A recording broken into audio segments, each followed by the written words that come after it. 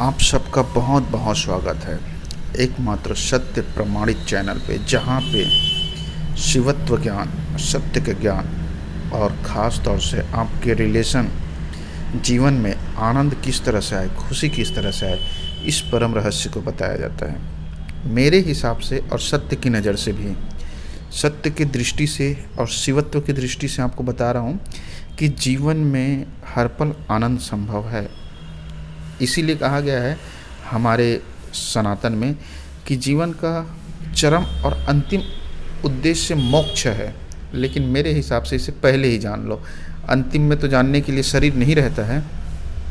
शरीर नहीं रहेगा तो फिर आत्मा को भटकना पड़ेगा, तो फिर वो कहाँ जान पाएगा। तो पहले ही जान लो मोक्ष क्या है, मुक्ति क्या है, सत्य क्या है। जब सत्य को जान जाओगे, सत्य का ज्ञान हो जाएगा या सत्य का साक्षात्कार हो जाएगा, शिवत्व का अनुभव हो जाएगा।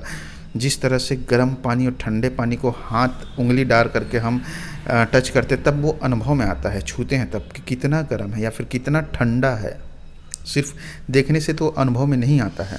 तो उसी तरह से सत्य को, शिवत्व को जब अनुभव में ले आएंगे, तब आप एक अलग अवस्था या फिर एक अलग आयाम में स्थिर हो जाएंगे, जिसमें हर पल 24/7 सत्य के साथ रहेंगे और आनंद के साथ रहेंगे।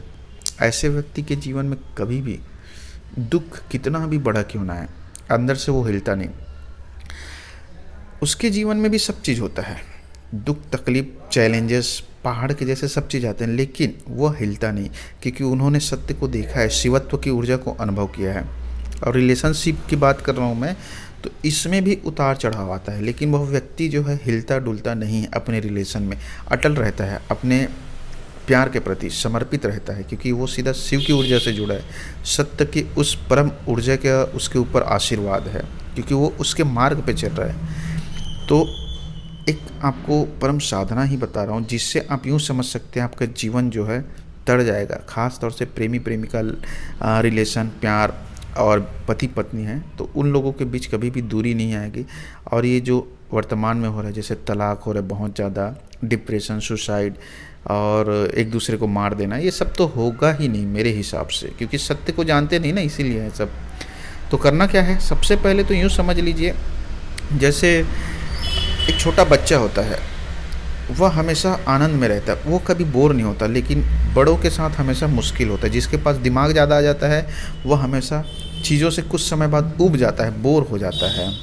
आपने देखा होगा अक्सर लोग इतना ज़्यादा बोर हो जाते हैं अपने आप से ही कि अब कोई मज़ा नहीं है, ऐसा बोलते हैं। लेकिन आप एक बच्चे को दे देंगे, छोटे से बच्चे की बात कर रहा हूँ, बच्चे हमेशा किसी न किसी चीज़ में मनोरंजन ढूंढ ही लेगा, हमेशा खुश रहने का साधन। रिश्ते में भी यही चीज़ लागू होता है। व्यक्ति जो है बोर हो जाता है और इधर उधर देखने लगता है, फिर इधर उधर के चक्कर में जो है वो भी नुकसान में हो जाता है। तो आपको स्थिर हो जाना है उसके प्रति समर्पण में। इसी भाव को पकड़ के रखिए, समर्पण को फिर